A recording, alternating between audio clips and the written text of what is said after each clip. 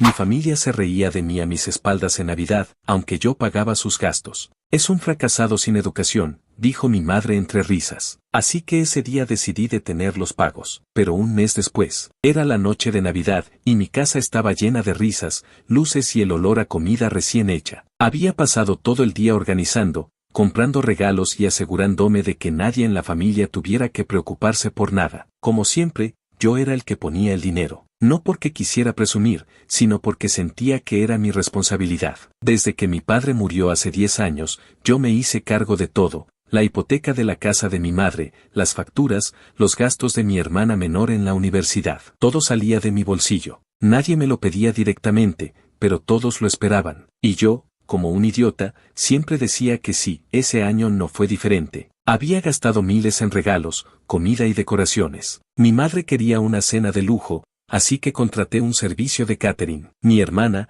que estaba en su último año de universidad, pidió un teléfono nuevo porque el suyo ya no servía. No era barato, pero se lo compré. Quería que todos estuvieran contentos, que sintieran que la vida era buena aunque mi padre ya no estuviera. Pero esa noche, mientras todos brindaban y reían, algo dentro de mí se rompió. Todo empezó después de la cena. Yo estaba en la cocina, limpiando los platos para que mi madre no tuviera que hacerlo. Siempre fui así, tratando de hacer las cosas más fáciles para todos. Escuché risas desde el comedor y al principio no le di importancia. Pensé que estaban contando chistes o recordando alguna historia, pero entonces escuché mi nombre, no en un tono amable, no como si estuvieran agradecidos por todo lo que había hecho. Era un tono burlón, cruel. Me acerqué despacio a la puerta que separaba la cocina del comedor, asegurándome de no hacer ruido. Mi madre estaba hablando, y su voz tenía esa mezcla de desprecio y diversión que nunca olvidaré. Es un fracasado sin educación, dijo entre risas. Cree que porque paga todo es alguien importante, pero mírenlo, limpiando platos como si fuera el sirviente de la casa. El resto de la familia se rió. Mi tío, mi primo, incluso mi hermana. Ella, que dependía de mí para pagar su universidad, estaba ahí, riéndose a carcajadas. Sí, es patético, dijo ella, siempre presumiendo de su dinero, pero no tiene ni un título. Yo al menos voy a ser alguien cuando termine la carrera. Me quedé paralizado. Sentí como si alguien me hubiera dado un puñetazo en el estómago. Durante años había sacrificado todo por ellos. Dejé la escuela a los 16 para trabajar y ayudar a mi madre cuando mi padre murió. Nunca fui a la universidad, no porque no quisiera, sino porque no podía. Alguien tenía que mantener a la familia, y ese alguien fui yo. Trabajé día y noche, primero en construcción, luego en una fábrica, hasta que conseguí montar mi propio negocio de reparación de autos. No era glamuroso, pero me iba bien. También que podía pagar todo lo que ellos querían sin quejarme. Y aún así, ahí estaban, riéndose de mí como si fuera una broma. No dije nada en ese momento. Volví a la cocina,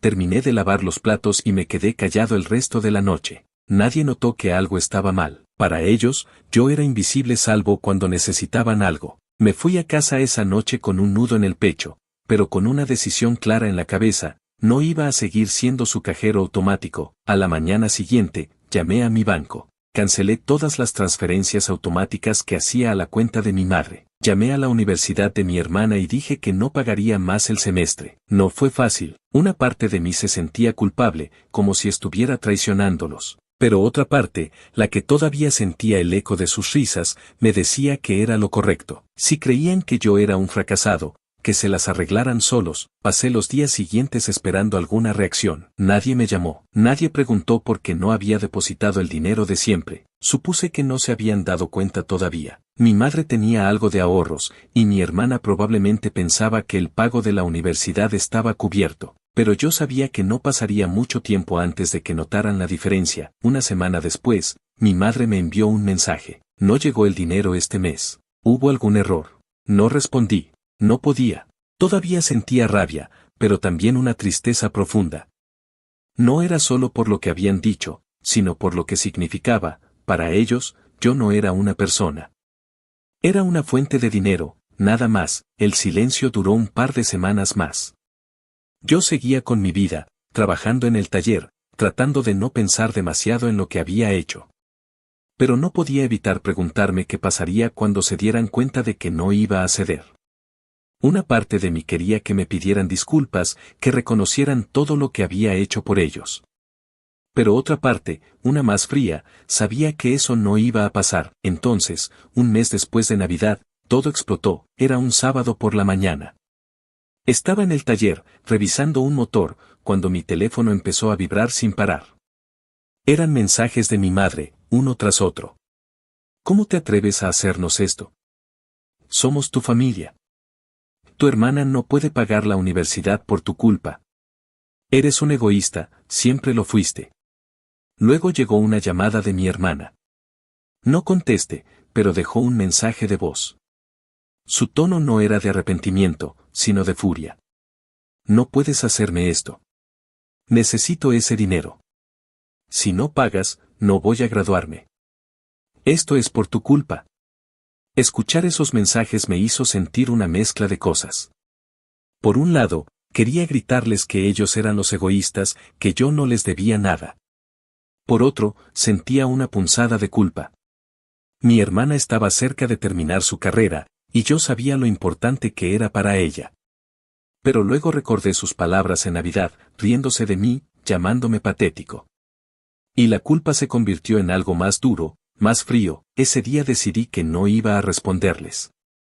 No, todavía. Quería ver hasta dónde llegaban.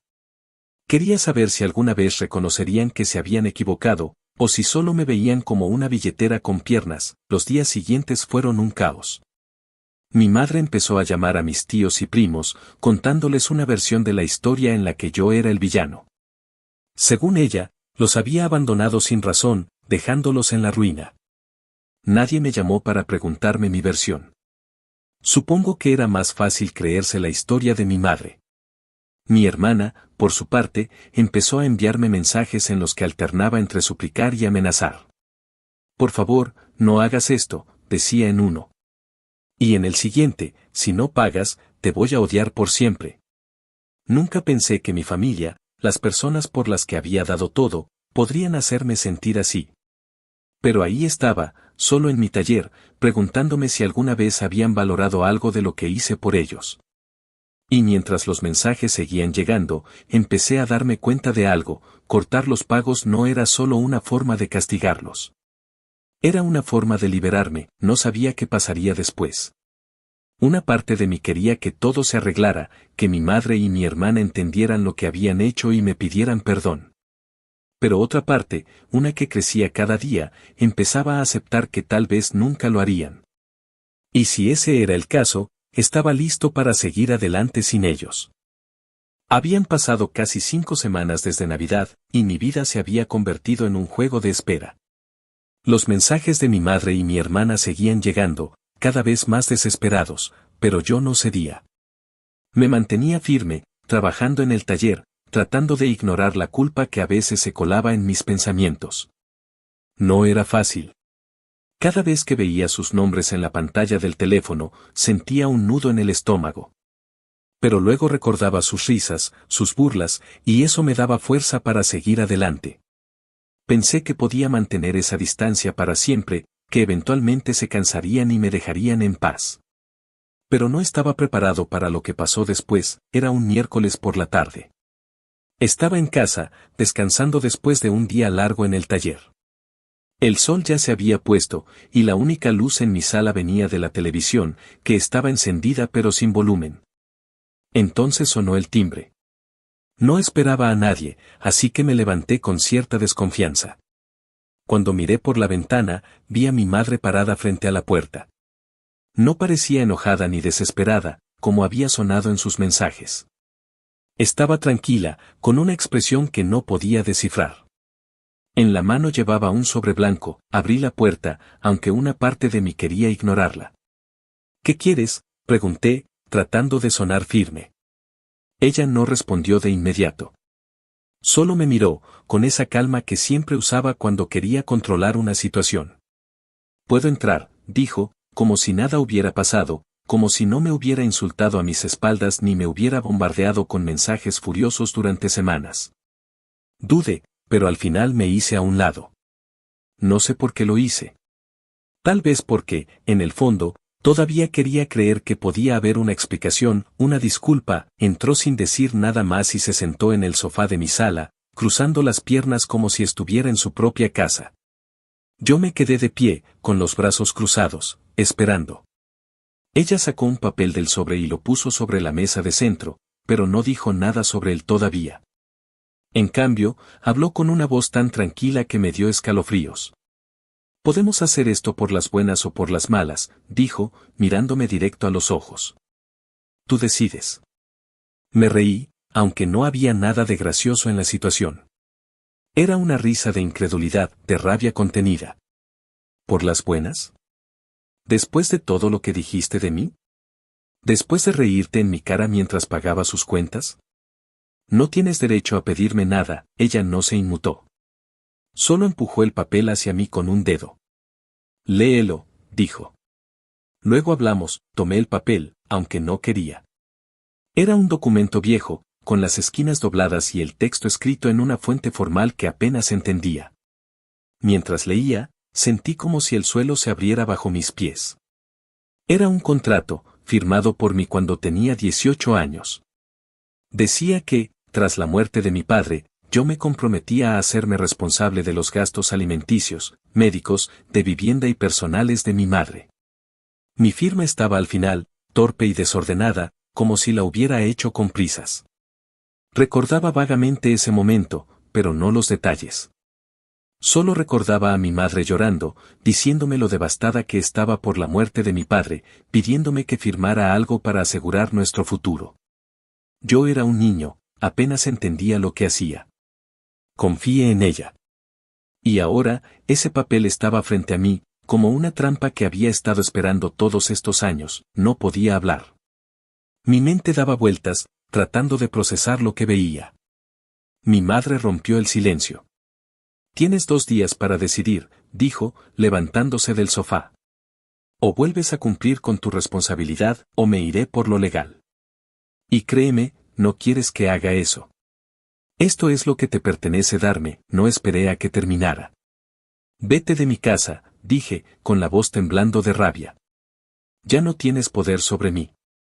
Ella sonrió, pero no era una sonrisa amable. Era la sonrisa de alguien que sabe que tiene el control. 2 días, repitió, y se fue sin mirar atrás. Me quedé solo, con el papel en la mano, sintiendo como si el mundo se hubiera derrumbado. Me senté en el sofá, en el mismo lugar donde ella había estado, y me puse a pensar en lo tonto que había sido. ¿Cómo pude confiar en ella? ¿Cómo no vi que me estaba manipulando? Recordaba ese día, cuando firmé el contrato. Yo estaba destrozado por la muerte de mi padre, y ella lo usó en mi contra. Me dijo que era lo que él hubiera querido, que era mi deber como hijo. Y yo, como un idiota, le creí, no podía quedarme quieto. Esa misma noche, busqué el número de un abogado que había conocido hace un par de años. Era un cliente del taller, un tipo serio pero justo que siempre parecía saber lo que hacía. Lo llamé y le conté todo, el contrato, la visita de mi madre, lo que había pasado en Navidad. No me guardé nada. Cuando terminé, hubo un silencio al otro lado de la línea. Te metiste en una grande, dijo al fin. Ese contrato puede ser válido, dependiendo de las circunstancias. Necesito verlo. Tráelo a mi oficina mañana. No dormí esa noche. Pasé las horas mirando el techo, pensando en todas las formas en que podía salir de esto. Al día siguiente, fui a la oficina del abogado con el contrato en la mano. Era un lugar pequeño, con paredes llenas de diplomas y estanterías repletas de libros. El abogado, un hombre de unos 50 años con gafas gruesas, tomó el papel y lo leyó con atención. Cuando terminó, me miró con una expresión que no era ni optimista ni derrotista. Esto no es imposible de pelear, dijo. Pero va a ser complicado. Tu madre tiene un caso sólido si decide ir a juicio. Sin embargo, hay algo que podemos hacer. ¿Qué? Pregunté, desesperado por cualquier esperanza. No luches con ella directamente, dijo. Síguele el juego. Vuelve a casa, sigue pagando los gastos como si nada hubiera pasado. Pero mientras estás ahí, busca pruebas. Grabaciones de audio, videos, cualquier cosa que demuestre que ella te manipuló para firmar ese contrato. Si podemos probar que estabas bajo presión emocional, que no entendías lo que firmabas, tenemos una posibilidad de anularlo. Me quedé mirándolo, tratando de procesar lo que decía. ¿Quieres que vuelva a vivir con ella? Después de todo lo que pasó.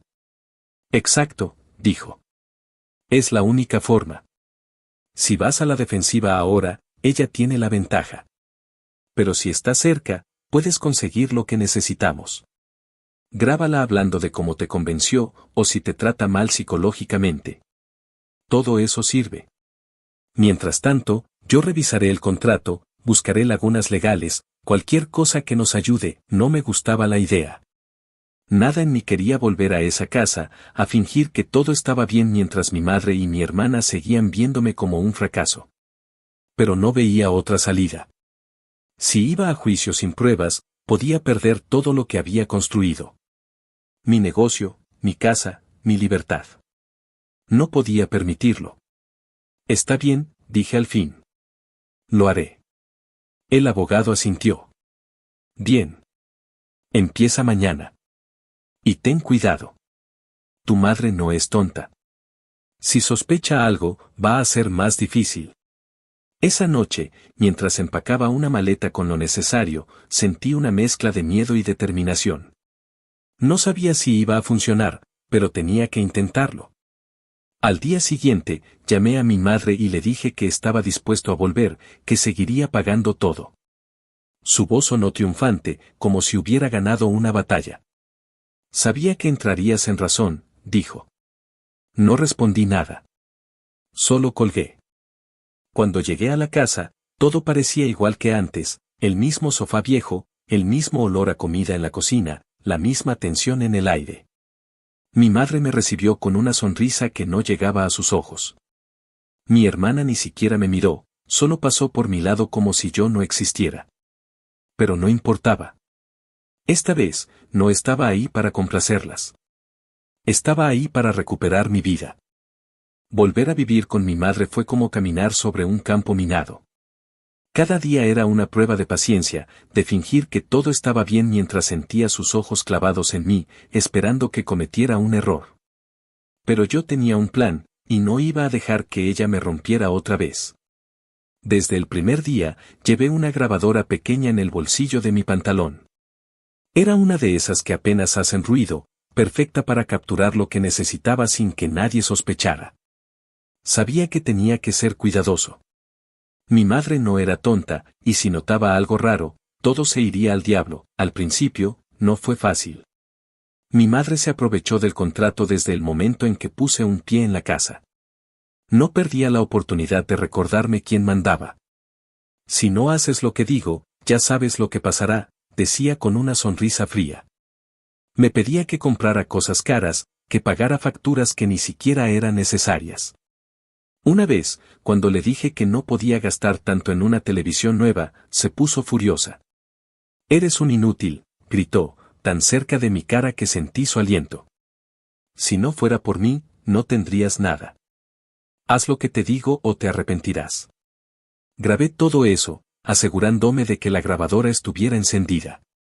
Cada palabra, cada amenaza, quedaba guardada. Mi hermana no ayudaba. Aunque no hablaba mucho conmigo, la escuchaba quejarse con mi madre cuando pensaban que no estaba cerca. No entiendo por qué sigue aquí si no hace nada bien, decía ella. Solo sirve para pagar, y ni eso hace como debe. Oírla decir eso dolía, pero me recordaba por qué estaba haciendo esto. No era solo por mi madre. Era por todos los que me habían usado durante años. Las semanas pasaron, y la grabadora se convirtió en mi mejor aliada. Tenía horas de audio, mi madre gritándome por no lavar los platos lo bastante rápido, amenazándome con ir a juicio si no le compraba un vestido nuevo, burlándose de mí cuando pensaba que no podía oírla. Es tan estúpido, le dijo una vez a mi hermana. Cree que puede escapar de mí, pero nunca lo hará.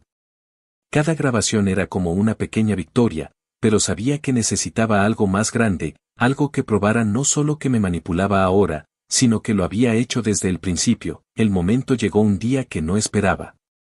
Era un sábado por la tarde, y yo estaba en la cocina lavando los platos, como siempre. La grabadora estaba en mi bolsillo, apagada porque no quería gastar la batería sin razón. Entonces escuché la voz de mi tía en el comedor. Había venido a visitar a mi madre, algo que no hacía muy seguido. Me quedé quieto, escuchando desde la cocina. Estaban tan cerca que podía oír cada palabra. Encendí la grabadora con cuidado, asegurándome de no hacer ruido. ¿Cómo lograste que volviera?, preguntó mi tía, con un tono entre sorprendido y curioso. Pensaba que después de lo de Navidad no querría saber nada de ustedes. Mi madre se rió, una risa baja y llena de orgullo. Fue fácil, dijo. Le saqué el contrato que firmé cuando tenía 18 años. Era tan estúpido e incrédulo entonces. Solo tuve que hablarle de su padre, de lo destrozada que estaba, y firmó sin siquiera leerlo. Ni titubeo, mi tía se rió con ella. Eres increíble, dijo. Lo tienes justo donde quieres. Mi corazón latía tan fuerte que pensé que lo oirían desde el comedor. Mantuve la mano en el bolsillo, asegurándome de que la grabadora siguiera funcionando. Esa conversación era todo lo que necesitaba. No solo probaba que mi madre me había manipulado, sino que lo admitía sin remordimientos. Cuando mi tía se fue, terminé los platos en silencio, fingiendo que nada había pasado. Pero por dentro, sentía una mezcla de alivio y furia. Lo tenía. Finalmente lo tenía. Al día siguiente, dije que iba al taller a trabajar. En realidad, fui directo a la oficina de mi abogado. Cuando llegué, saqué la grabadora y un USB donde había guardado todas las grabaciones. Se lo entregué todo, explicándole lo que había conseguido. Escucho algunas de las grabaciones, incluyendo la de mi madre con mi tía, y una sonrisa se dibuja en su cara. Esto es oro, dijo. Con estas pruebas, tenemos un caso sólido. Y hay más. Estuve revisando el contrato, y hay cosas que no encajan. Algunas cláusulas parecen editadas, como si alguien las hubiera cambiado después de que firmaste. Eso, junto con las grabaciones, puede demostrar que fue un engaño desde el principio. Entonces, ¿qué hacemos ahora?, pregunté. Vamos a juicio, dijo. Presentaremos todo esto y pediremos que el contrato sea anulado. También podemos acusar a tu madre de manipulación y abuso. Con lo que tenemos, es casi seguro que ganaremos. Me dijo que la cita en el tribunal sería en una semana. Una semana más fingiendo en esa casa, soportando a mi madre y a mi hermana. No iba a ser fácil, pero sabía que valía la pena. Cuando volví a casa, mi madre ya sabía algo. No sé cómo, pero alguien debió haberle dicho que había contactado a un abogado. Me envió un mensaje esa noche: eres un tonto si crees que puedes ganarme. Vas a perder todo por no ser obediente. No respondí. Solo guardé el mensaje, sabiendo que podía ser una prueba más. La semana pasó lenta, pero finalmente llegó el día del juicio. Me puse el mejor traje que tenía, aunque no era gran cosa, y fui al tribunal con mi abogado. Mi madre estaba ahí, con un abogado que parecía más caro de lo que ella podía pagar. Mi hermana estaba a su lado, mirándome como si fuera un traidor. No me importó. Estaba listo. El juicio empezó con mi madre presentando el contrato. Su abogado habló durante lo que pareció una eternidad, diciendo que yo había firmado de buena voluntad, que era mi deber como hijo cumplir con lo que prometí. Por un momento, sentí miedo. Sonaba convincente, y el contrato parecía una pared imposible de derribar, pero entonces llegó nuestro turno. Mi abogado presentó las grabaciones una por una. Primero, las de mi madre gritándome, amenazándome, tratándome como si no valiera nada. Luego, las de ella burlándose de mí a mis espaldas. Y finalmente, la grabación con mi tía. Cuando esa empezó a sonar, el tribunal quedó en silencio. La voz de mi madre, clara y cruel, llenaba la sala. Era tan estúpido e incrédulo entonces. Solo tuve que hablarle de su padre, y firmó sin siquiera leerlo. Miré a mi madre desde el otro lado de la sala. Estaba pálida, con los ojos fijos en el suelo. Sabía que estaba atrapada. Mi hermana, sentada junto a ella, empezó a moverse inquieta, como si quisiera salir corriendo. Mi abogado terminó presentando las inconsistencias en el contrato. Explico que algunas partes parecían alteradas, que yo era menor de edad cuando lo firmé y que estaba bajo una presión emocional extrema tras la muerte de mi padre. Dijo que el contrato no solo era injusto, sino que era el resultado de un engaño deliberado. El juez escuchó todo con atención. Luego nos dio un descanso de 3 horas para deliberar. Fueron las 3 horas más largas de mi vida. Caminé por los pasillos del tribunal, tratando de no pensar en lo que pasaría si perdía. Pero en el fondo, sabía que habíamos hecho todo lo posible. Cuando volvieron a llamarnos, el juez dio su veredicto. Declaró el contrato nulo. Pero no terminó ahí. Dijo que mi madre era culpable de abuso emocional y psicológico, coerción, fraude y abuso doméstico.